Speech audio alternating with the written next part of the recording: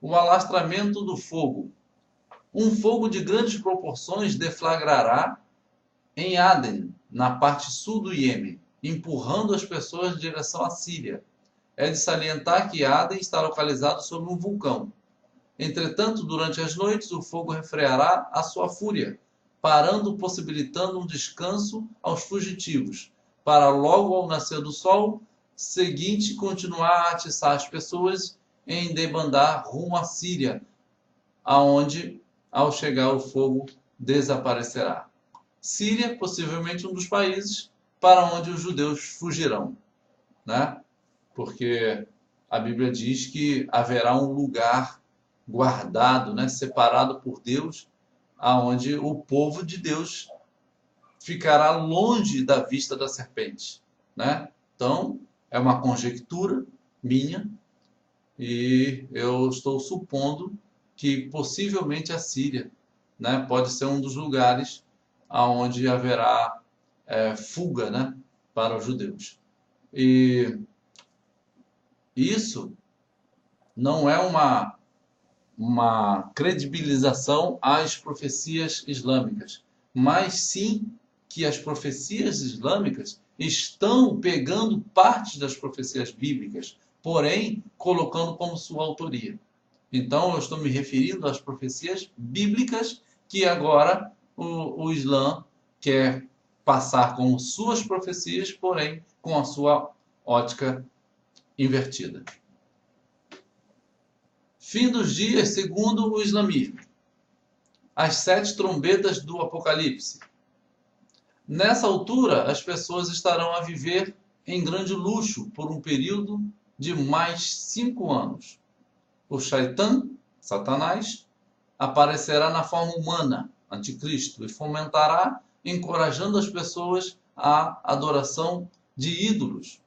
E quando já não houver ninguém a pronunciar o nome de Deus, então ordens serão dadas a Israfil para fazer soar o sur, trombeta.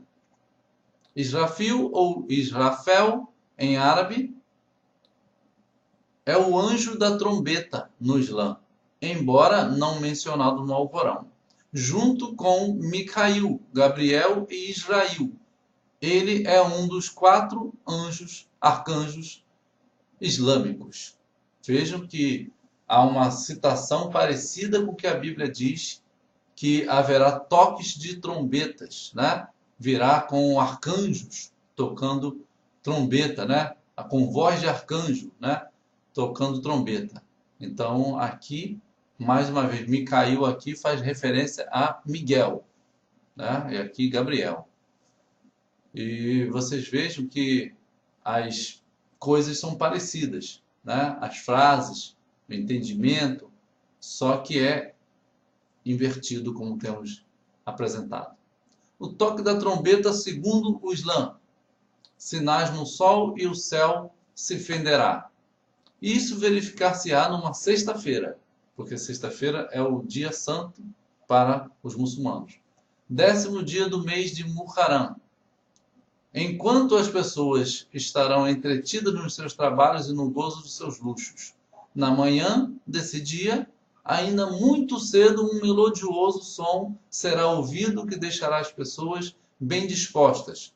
Porém, gradualmente o som intensificar-se-á e tornar-se-á mais forte, alto, como a trovoada, causando estragos. Seres humanos e animais morrerão de medo.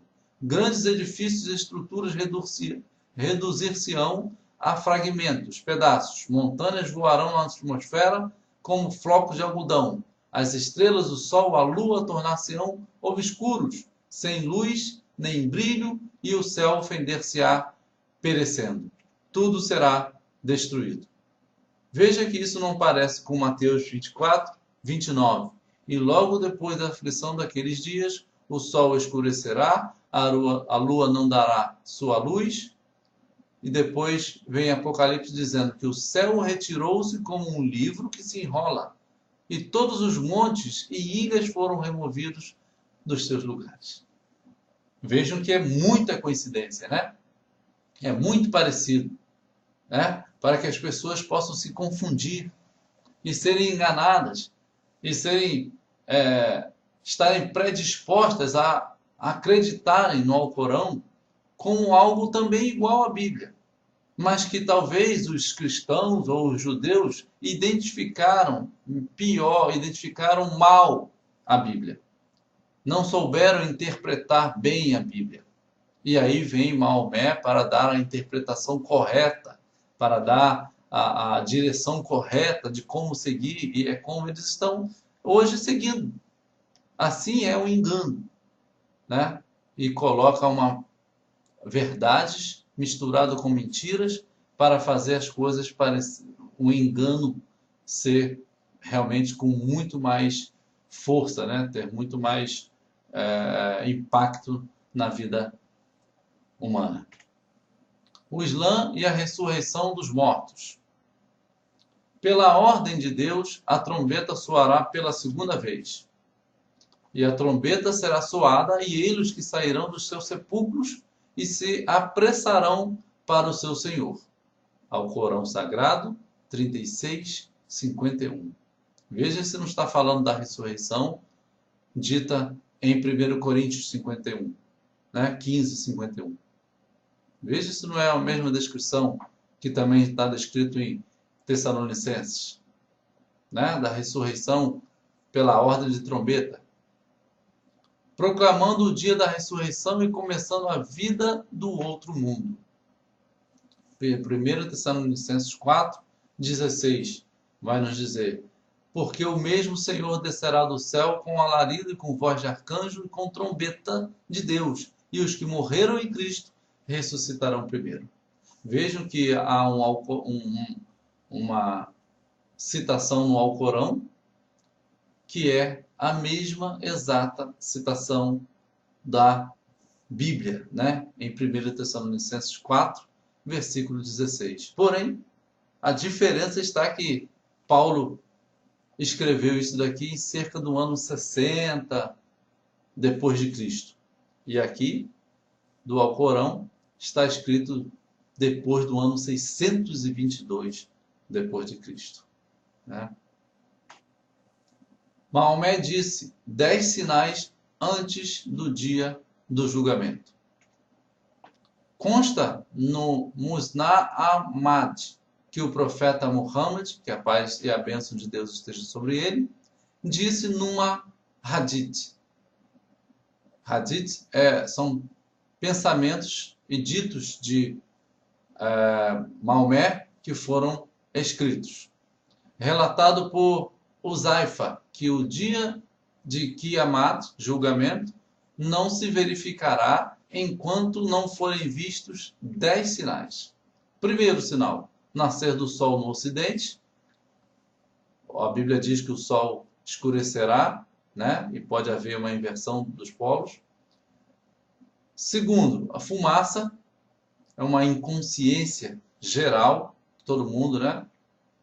Terceiro, a besta faladora, é a besta que a Bíblia diz da terra, que virá com a sua boca que fala grandes blasfêmias, por isso a besta faladora, a Bíblia já tem identificado ela muito antes. Quarto, o aparecimento do Yajud e Majud, Gog e Magog. Eles também têm o entendimento de Gog e Magog, descrito lá em Ezequiel 38, 39 e Apocalipse 20. Quinto, o aparecimento do Isa, o Jesus islâmico. O sexto, o aparecimento do Dajjal, o falso profeta, ou o anticristo. O sétimo, o afundamento da terra no Oriente, grandes terremotos, a Bíblia já previu isso. Oitavo, o afundamento da terra no Ocidente, outros grandes terremotos. O nono, o afundamento da terra na Península Arábica, mais terremotos. E o décimo, o fogo, um grande fogo na área da Síria, né? Guerras. A guerra está, o fogo geralmente está atrelado à guerra, à destruição, né? o Mahdi islâmico. E o anticristo islâmico vai proclamar que ele é o verdadeiro Messias e Mahdi. Essa figura mostra ele no templo, né? A Bíblia diz que ele se sentará no templo de Deus querendo parecer Deus. E aí está mostrando essa figura como se ele estivesse já no templo de Deus, o terceiro templo judaico que será reconstruído. Que tudo já está, né, preparado, já pronto. Inclusive agora teve uma última notícia de que eles elegeram já o sumo sacerdote para o terceiro templo. Os judeus já elegeram seu sumo sacerdote para assumir os sacrifícios no terceiro templo. O Corão e o Mahdi. De acordo com o Alcorão, o Mahdi entrará no templo de Deus em Jerusalém, colocará suas bandeiras negras e governará o mundo a partir de Jerusalém, tal como dito a Bíblia e o Anticristo, o qual se opõe e se levanta contra tudo o que se chama Deus ou se adora, de sorte que se assentará como Deus no templo de Deus, querendo parecer Deus. 2 Tessalonicenses 2, 4. Veja que o Alcorão já tem uma citação de que o Mahdi entrará no templo em Jerusalém, e a Bíblia está dizendo que este que entrará lá será o anticristo. E eles têm essa figura como seu Messias, né? Então vejam que o Messias esperado pelo Islã é, na verdade, o anticristo predito pela Bíblia. Blasfêmia versus sagrado. O que é blasfêmia para o Islã, Alcorão, é sagrado para o cristianismo, Bíblia, e vice-versa. Vejam. O Mahdi é o ser sagrado mais esperado pelo Islã, pois Maomé disse que seu espírito estará nele e trará 7 anos de paz. No entanto, para o cristianismo, esse é o anticristo. O que é mais sagrado para a Bíblia é dizer que Jesus é o Filho de Deus e que morreu por nossos pecados e ressuscitou. E isso é uma blasfêmia para o Islã. Vejam que as coisas estão invertidas e as pessoas querem que ande junto, né? Não, a Bíblia diz que andarão, pois, juntos se não há concordância, não tem como, né? Um tem que ceder e se converter ao outro para que ande junto. O dia do julgamento na escatologia islâmica. Maomé disse: o dia do julgamento não virá até que as tribos do Islã venham contra Israel e os extermine. Naquele dia as pedras e as árvores dirão: ei, tem um judeu escondido atrás de mim, venham e mate. E mate-o. Essa é a escatologia islâmica, de que o dia do julgamento que eles querem que aconteçam, né, que eles esperam que venha rápido, esse dia do julgamento não acontecerá antes que eles, os islâmicos, destruam e exterminem Israel. Por isso essa guerra, por isso essa briga, por isso essa animosidade, essa rixa tão grande, e que os islâmicos estão a todo momento dizendo que vai exterminar Israel, né? Como o presidente do Irã, o antigo presidente do Irã falou, e esse novo agora disse que vai destruir, e destrói Israel em 8 segundos. Será que não estaria ele falando de uma guerra nuclear? Suponho que sim. 8 segundos ele disse que destrói Israel e extermina do mapa.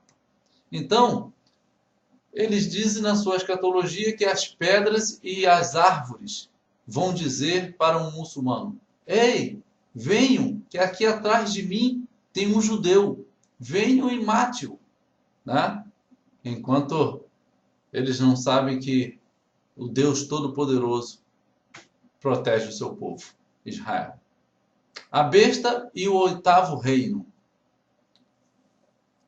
Apocalipse 17 e o mistério do 8º rei, né? Estamos entrando agora para descobrir, né, com todo esse contexto, quem é a besta no Apocalipse. Estamos agora falando todo esse estudo, mostrando a vocês de onde né? Qual parte do planeta, de qual localidade geográfica, a Bíblia sempre mostrou que virá a besta para o tempo do fim. Vamos apontar mais uma vez mais direções biblicamente, né, para a gente ver de onde virá a besta do Apocalipse. Onde estão a grande prostituta e a besta? Na Bíblia, né, descrito na Bíblia. Nós vamos ver onde elas foram apontadas pelo anjo, né, a João na ilha de Patmos. E veio um dos 7 anjos que tinham as 7 taças e falou comigo, dizendo-me: vem, mostrar-te-ei a condenação da grande prostituta, que está sentada sobre muitas águas, com a qual fornicaram os reis da terra. E os que habitam na terra se embebedaram com o vinho da sua fornicação. E levou-me em espírito a um deserto, e vi uma mulher assentada sobre uma besta de cor escarlata, que estava cheia de nomes de blasfêmia, e tinha 7 cabeças e 10 chifres. Apocalipse 17, 1 a 3. Vejam que eu marquei aqui: grande prostituta, fornicaram os reis da terra, embebedaram com o vinho, há um deserto, viu uma mulher assentada sobre uma besta. Então, vamos devagar agora para explicar aos irmãos. Um dos anjos, né, veio e mostrou a João, dizendo para ele: vem aqui, ó, vou te mostrar a grande prostituta. O que é prostituta? Prostituta é uma mulher, né? E o que é uma mulher em Apocalipse? Mulher em Apocalipse é cidade. É uma cidade. Então, é uma grande cidade prostituta. E o que é prostituta para Deus? Já colocamos isso num outro vídeo. A prostituição para Deus é a adoração a outro ídolo, né? Uma adoração que não seja direcionada a Ele, a Deus verdadeiro, a Jesus, Espírito Santo. A adoração que sai dessa direção para Deus é prostituição, né? Então, é uma violação, né, do verdadeiro. Então, a grande prostituta é uma cidade que está sentada sobre muitas águas. Águas em Apocalipse são povos, nações. Então, aqui é uma cidade, e o seu conceito está em muitas cidades no mundo. Muitas águas. Então, são muitas cidades que têm o conceito dessa prostituta. Com a qual, com essa prostituta, fornicaram os reis da terra. E os que habitam na terra se embebedaram com o vinho da sua fornicação. Então, vimos lá atrás, num outro vídeo, que o vinho dessa prostituta, ao qual os reis da terra se embebedaram e fornicaram, é o petróleo. Que, na verdade, eles, para obterem o petróleo, para fazer o seu país, fazer suas vidas funcionarem, eles se deitam, eles se prostituem, né, com esta cidade, que fornece o vinho para eles, que fornece o petróleo para eles. E tudo o que acontece de mais horrendo nessa cidade, ninguém fala nada. Ou seja, lá os homens de 40, 50 anos casam com criancinhas de 8, de 10 anos de idade, e os governos mundiais, a ONU e direitos humanos, ninguém fala nada, né? Porque isso está ligado ao benefício que essa prostituta dá a este país, né? Então, precisamos estar atento a essa informação bíblica para nós termos entendimento de quem a Bíblia está apontando, de quem a Bíblia está falando, né? E vejam para onde que o anjo levou João para que ele pudesse ver a prostituta. Onde ela estava? levou-me em espírito a um deserto. João não foi levado para uma cidade, né, de prédios, né, uma cidade bonita.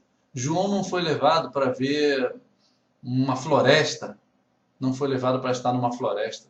João não foi levado para um lugar onde estava com neve, montanhas, né? João não foi levado para uma ilha. João foi levado para um deserto. Deus está apontando para olharmos para o Oriente Médio, que é onde estão todas as nações que são contra Israel, são inimigos de Israel, inimigos do povo de Deus, nações que hoje não se pode falar em Jesus, nações que você não pode levar uma Bíblia na tua mão livremente. Sempre foram essas nações inimigas e até hoje são inimigas do povo de Deus. E elas estão no deserto, estão no Oriente Médio, né? É para onde o nosso olhar deve estar focado.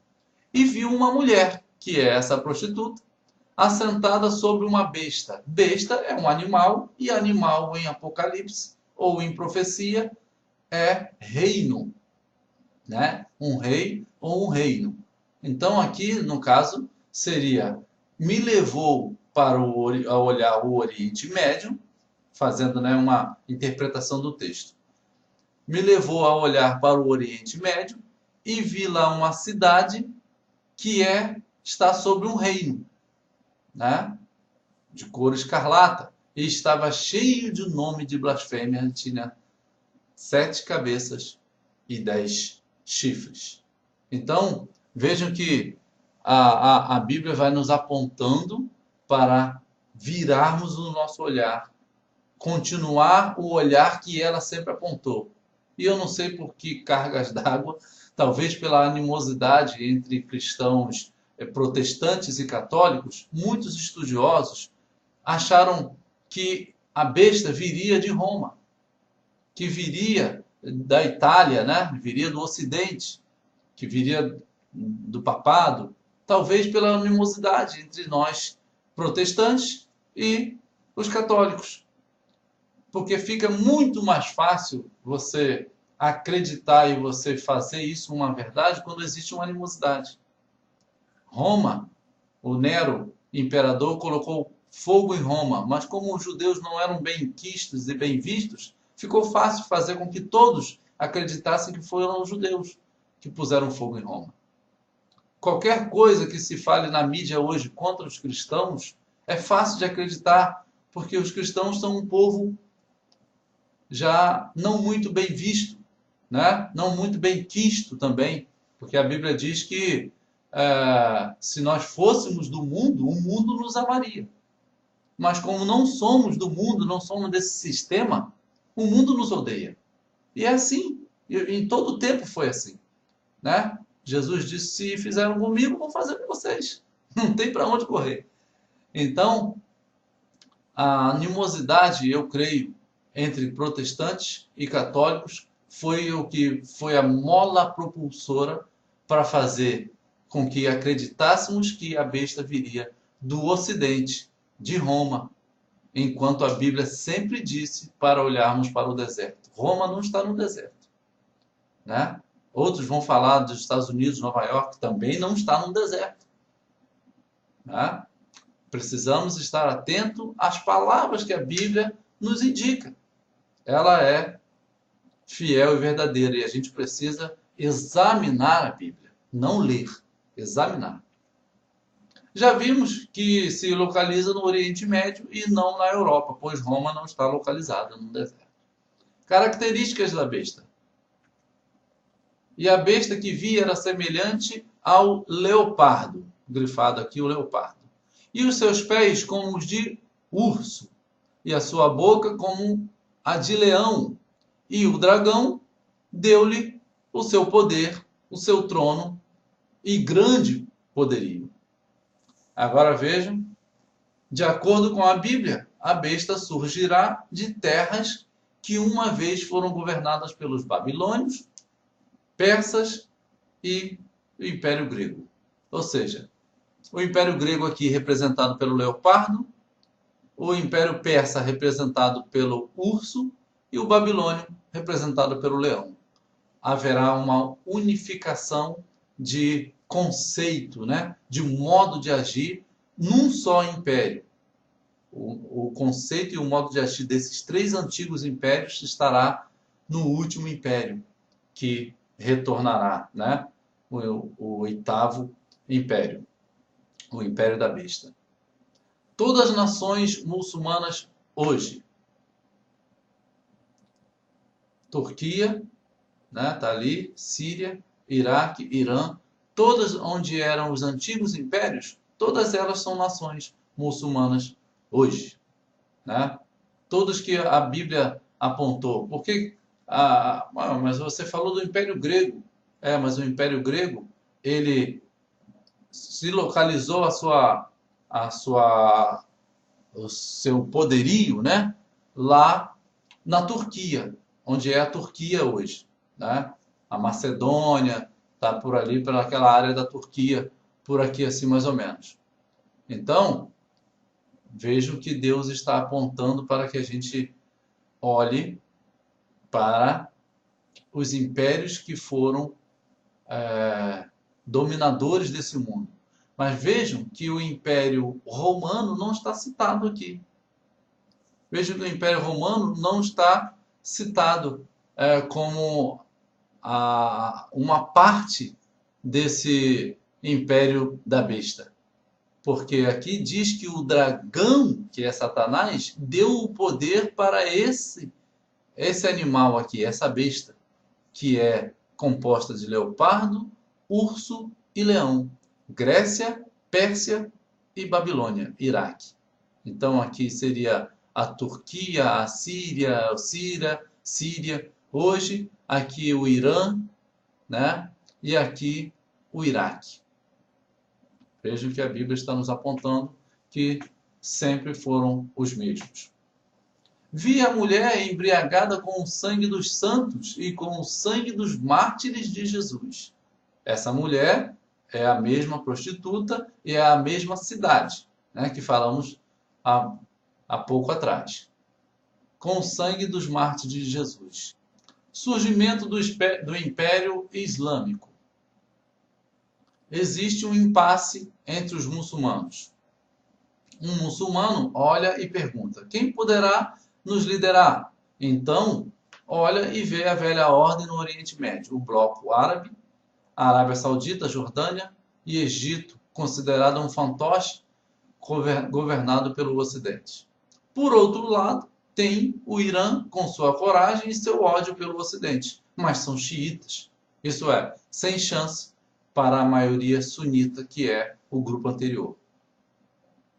Porém, desde 2003, vem emergindo uma força no Oriente Médio, a Turquia, e o olhar sunita tem se voltado para lá, crendo que esta nação pode reviver o Império Islâmico Otomano. Foi um grande império que caiu agora em 1922, cerca de menos de 100 anos atrás.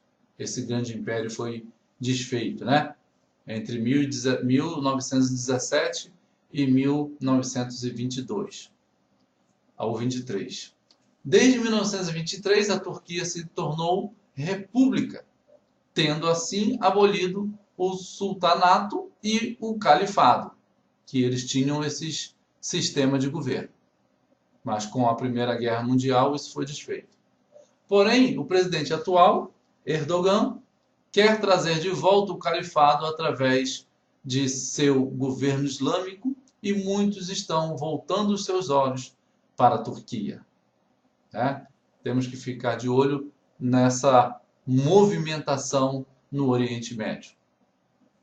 O presidente da Turquia quer reviver o Império Otomano. Erdogan, esse aí é o presidente turco, quer se tornar imperador no Império no século XXI? É a pergunta, que o jornal faz. Aqui está escrito: os últimos passos da Turquia indicam que o presidente do país Recep Tayyip Erdogan fará todo o possível para restabelecer o Império Otomano, afirmam especialistas internacionais. Se ele estabelece esse Império Otomano novamente, esse império terá a unificação de todas as outras nações ao redor, porque será estabelecido um califado. O califado é regido por um só líder, o califa. E todas as outras nações dão o seu governo, o seu poder, a sua autoridade a esse califa. Está te lembrando alguma coisa? Que a Bíblia já nos aponta? Né? Então nós temos que ficar de olho, porque a Bíblia aponta que os países darão o seu poder ao anticristo, darão o seu poder a esse rei, né? A esse governante, para governar. Haverá uma unificação de 10 nações e ele será o líder. Então, a gente precisa estar de olho na movimentação no Oriente Médio. O que são os 7 montes de Apocalipse 17? Esse é um ponto que, prestem atenção, isso foi muito usado para determinar, segundo estudiosos antigos, que eu respeito muito, e até estudiosos na atualidade, respeito muito, mas creio que eles estavam enganados, né? Eles realmente entenderam, por conta de que uma cidade, que é Roma, ter 7 montes, bastava para cumprir a profecia. Né? Não olhou todo o resto do quebra-cabeça para ver se as outras peças se encaixavam. Né? E também acabaram não verificando se existem outras cidades que têm 7 montes. Não existe só Roma que tem 7 montes nesse planeta. Né?